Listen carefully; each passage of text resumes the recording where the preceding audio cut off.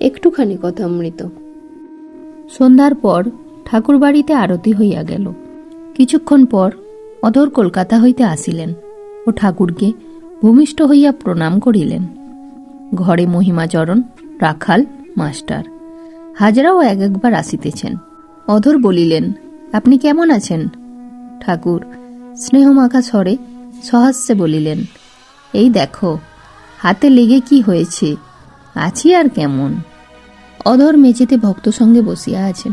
ঠাকুর তাহাকে বলিতেছেন, তুমি একবার এইটে হাত বুলিয়ে দাও তো।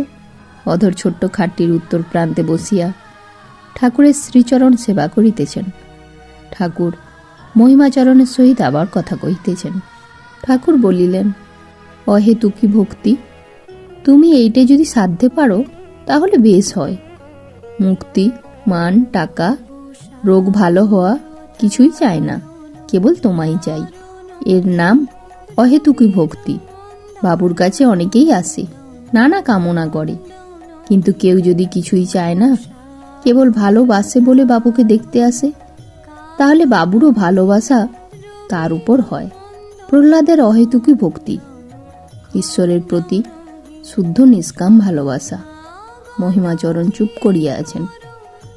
ঠাকুর আবার বলিতেছেন, আচ্ছা, তোমার যেমন ভাব সেইরূপ বলি, শোনো।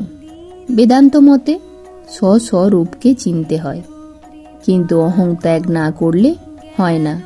অহং একটি লাঠির স্বরূপ, যেন জলকে দুভাগ করছে। আমি আলাদা, তুমি আলাদা। সমাধিস্থ হয়ে এই অহং চলে গেলে ব্রহ্মকে বোধে বোধ হয়। ভক্তেরা হয়তো কেহ কেউ ভাবিতেছেন, ঠাকুরের কি ব্রহ্ম জ্ঞান হয়েছে? তা যদি হয়ে থাকে তবে উনি আমি আমি করতেছেন কেন? ঠাকুর বলিতেছেন, আমি মহিম চক্রবর্তী, বিদ্বান, এই আমি ত্যাগ করতে হবে। বিদ্যার আমিতে দোষ নাই। শঙ্করাচার্য লোকশিক্ষার জন্য বিদ্যার আমি রেখেছিলেন। স্ত্রীলোক সম্বন্ধে খুব সাবধান না থাকলে ব্রহ্মজ্ঞান হয় না। যত সিয়ান হও না কেন, কাজলের ঘরে থাকলে গায়ে কালি লাগবে। যুবতীর সঙ্গে নিষ্কামেরও কাম হয়, তবে জ্ঞানীর পক্ষে সদারাই কখনো কখনো গমন দোষের নয়, সন্ন্যাসীদের পক্ষে খুব দোষের। সন্ন্যাসী স্ত্রীলোকের চিত্রপট পর্যন্ত দেখবে না। সন্ন্যাসীর পক্ষে স্ত্রীলোক থুতু ফেলে থুতু খাওয়া। স্ত্রীলোকেদের সঙ্গে সন্ন্যাসী বসে বসে কথা কবে না। হাজার ভক্ত হলেও, জিতেন্দ্রিয় হলেও আলাপ করবে না। সন্ন্যাসী কামিনী কাঞ্চন দুই ত্যাগ করবে। যেমন মেয়ের পট পর্যন্ত দেখবে না, তেমনি কাঞ্চন, টাকা স্পর্শ করবে না। টাকা কাছে থাকলেও খারাপ। হিসাব, দুশ্চিন্তা, টাকার অহংকার, লোকের উপর ক্রোধ কাছে থাকলে এই সব এসে পড়ে। সূর্য দেখা যাচ্ছিল, মেঘ এসে সব ঢেকে দিলে।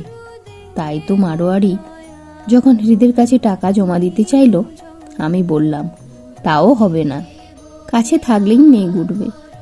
সন্ন্যাসীর কঠিন নিয়ম কেন? তার নিজের মঙ্গলের জন্যও বটে, আর লোকশিক্ষার জন্যও বটে। সন্ন্যাসী যদিও নিজে নির্লিপ্ত হয়ে জিতেন্দ্রীয় হয়, তবু লোকশিক্ষার জন্য কামিনী কাঞ্চন এই রূপে ত্যাগ করবে। সন্ন্যাসীর 16 আনা ত্যাগ দেখলে তবে তো লোকের সাহস হবে, তবেই তো তারা কামিনী কাঞ্চন ত্যাগ করতে চেষ্টা করবে। এ ত্যাগ শিক্ষা যদি সন্ন্যাসী না দেয়, তবে কে দেবে?